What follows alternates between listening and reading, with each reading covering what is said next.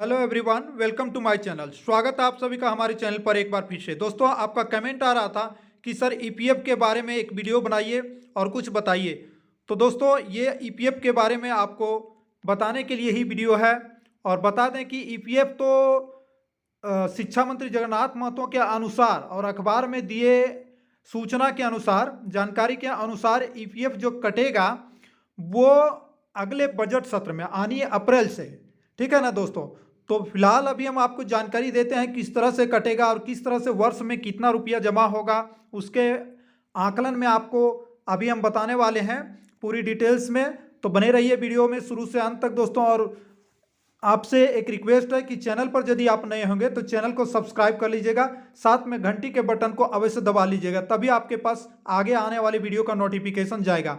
देखिए दोस्तों, जो भी जानकारी मिलेगी वो अच्छी जानकारी यहाँ से मिलेगी, इसलिए आप इस चैनल से जुड़ जाएं। चैनल से जुड़ने के लिए सब्सक्राइब कर लें और बेल आइकन को, घंटी को भी प्रेस कर लें। तो चलिए हम आगे बढ़ते हैं और बताते हैं इन सारी विस्तार से इन सारी बात। तो देखिए दोस्तों, हम इसको बनाए हुए हैं नया मानदेय और ईपीएफ की रूपरेखा, एक चार्ट बनाए हुए हैं। इस चार्ट से समझना है 1 to 5 में टेट पास वाले के लिए सबसे पहले तो देखिए पूर्व में कितना मिलता था 14,000, लेकिन 1 जनवरी 2022 से अब कितना मिलेगा 50% की बढ़ोतरी के बाद 21,000 और 6% जो आपका ईपीएफ कटेगा तो कितना होगा। हालांकि ये जो ईपीएफ है ये बजट सत्र में कटेगा, ठीक है ना, अप्रैल से ही लागू होगा, पहले नहीं लागू होगा, अप्रैल 2022 से।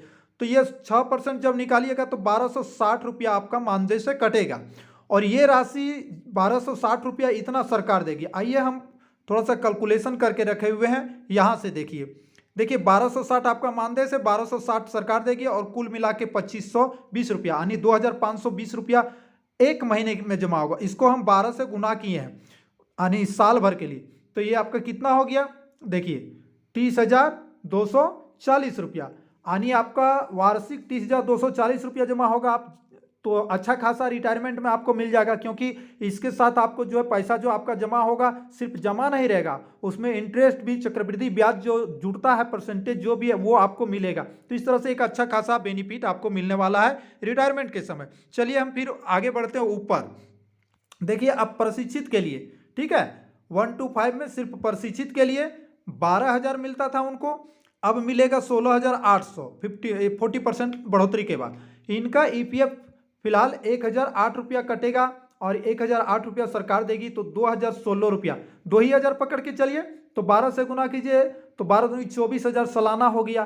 तो इनको भी अच्छा खासा बेनिफिट मिलेगा क्योंकि इंटरेस्ट मिलेगा। तो रिटायरमेंट चाहे 5 साल में कि अगर 5 साल में कीजिएगा तो आप जोड़िए कितना होता है, ठीक है ना। तो इस तरह से ये एक अच्छा खासा बेनिफिट, इस बात को समझाने के लिए छोटा सा वीडियो हम बनाए सिर्फ, ठीक है।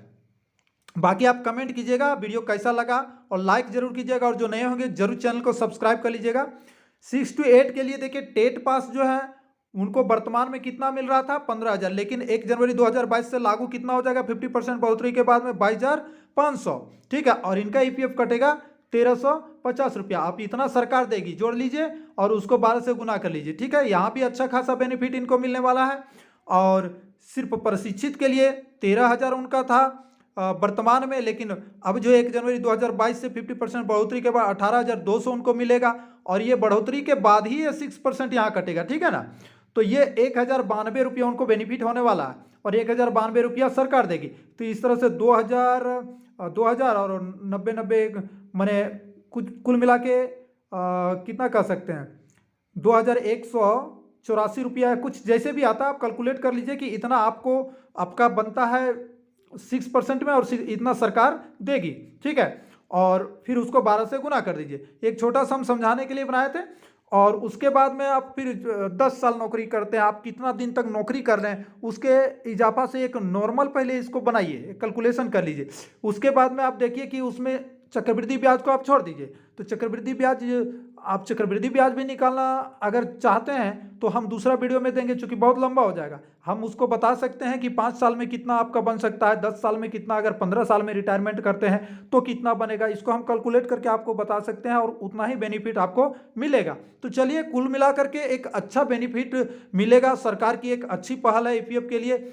और देखिए दूसरी बात, एक यहाँ पर ये बड़ी उपलब्धि यहाँ पर आपको ये होगी कि मानदेय जैसे जैसे बढ़ेगा आपका ईपीएफ की राशि भी बढ़ेगा।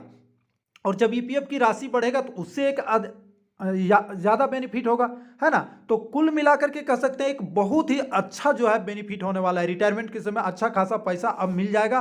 तो यहाँ पर शिक्षा मंत्री जगन्नाथ महतो और मुख्यमंत्री हेमंत सोरेन को धन्यवाद के पात्र हैं, वो दोनों ही काफ़ी धन्यवाद के पात्र हैं। अगर ये नियमावली नहीं बनती तो काफ़ी लॉस में। और अब देखिए एक अनुकंपा जो आ गया है, एक बहुत बड़ा कह सकते हैं एक बहुत बड़ा आश्रित परिवारों के लिए जो है एक बहुत बड़ा माने सहयोग, एक सहारा बन जाएगा। ठीक है दोस्तों, अभी तक कुछ भी नहीं मिलता था, ना जाने कितने हमारे जो है बंधु भाई शहीद हो गए हैं, ठीक है ना, लेकिन उनके परिवार को कुछ नहीं मिला। लेकिन अब जो है शिक्षा मंत्री का काफ़ी उन्होंने एक बात कहा था कि मैं पारा शिक्षकों के लिए पूरा ध्यान रख रहा हूं और जो कुछ भी होगा हम उनको अस्थायी करेंगे ही। तो उन्होंने कर दिया, यानी अपना काम उन्होंने कर दिया। हम भी आपको न्यूज देते थे, कभी कभी ऐसा लगता था कि शायद ये ठगते जा रहे हैं, लेकिन ऐसा नहीं हुआ। उनको समझने में और सब तरह से सोच समझ के उन्होंने जो है ये नियमावली लागू की है ताकि कोई उदास ना रह जाए। जहां तक उनको संभव था सभी को तारने का काम किए, चूंकि अगर सिर्फ वेतनमान देते तो काफ़ी लोग प्रशिक्षित लोग जो है उनको परेशानी हो सकती थी। तो अभी फिलहाल इससे बेनिफिट क्या हुआ है, प्रशिक्षित को कुछ तो मिल गया है, उनको हटाया भी नहीं जाएगा। आकलन परीक्षा का एक यहाँ पर विकल्प है और आप जेटेट भी पास कर सकते हैं। तो दो विकल्प आपके हैं, कोई जेटेट पास करेंगे तो उनको बहुत अच्छा है। हम इस पर भी एक वीडियो बनाने वाले हैं कि जेटेट पास को कितना मिलेगा और आकलन पास करने पर कितना मिलेगा। ये वीडियो हम आपको देने वाले हैं बेटर समझदारी के साथ, और बेटर समझ में आ जाएगा आपको उस समय। तो आपको सबसे बेटर क्या होगा आप चूज कर लीजिएगा उस समय। तो इस प्रकार से क्या होगा, बहुत पारा शिक्षकों का कल्याण हो गया है। और सिर्फ वेतनमान देने से क्या होता ना कि कल्याण जो है कुछ पारा शिक्षकों को होता मात्र 12 से 13 हज़ार। तो इसमें क्या होता ना कि काफ़ी लोग उदास हो जाते।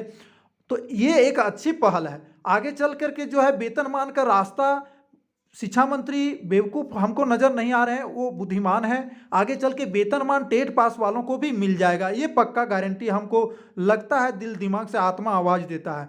तो चलिए दोस्तों, अब हम लेते हैं आपसे इजाज़त, हमें दे दीजिए इजाज़त। हम मिलेंगे आपसे एक नए वीडियो में। जय हिंद, जय झारखंड।